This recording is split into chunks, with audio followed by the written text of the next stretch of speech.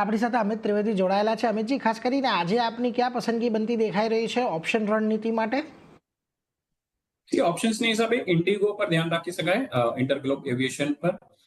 Overall structure C positive છે અને recently જ આપણને લાસ્ટ મંથમાં ઓલ ટાઈમ હાઈ ઉપરથી એક થોડું માઇનર કરેક્શન જોવા મળ્યું હતું, બટ આ કરેક્શન દરમિયાન પછી ઇવેન્ચ્યુઅલી 5600 ની આસપાસ અગેન આ સ્ટોક સ્ટેબલ થઈ રહ્યો છે।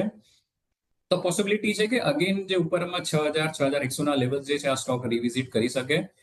સો ઇન્ડિગોનો 5800 સ્ટ્રાઇકનો કોલ ઓપ્શન બાય કરી શકાય, કરંટ માર્કેટ પ્રાઇસ 70-71 ની આસપાસ।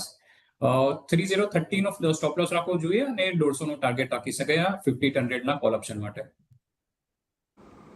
એટલે જુઓ, ખાસ કરીને અહીંયાથી ઇન્ડિગોની અંદર એક પસંદગી બનતી દેખાઈ રહી છે કે જ્યાં આગળ મજબૂતી થવા રહેવાની આશા। એક 5800નો કોલ ઓપ્શન ખરીદી કરીને ચાલો 150નો ટાર્ગેટ અને 30 રૂપિયાના સ્ટોપ લોસની સાથે તમે અહીંયા ખરીદદારી કરી શકો છો। એટલે ઇન્ડિગોના 5800ના કોલ ઓપ્શન પર તમે અહીંયાથી નજર રાખતા રહેજો।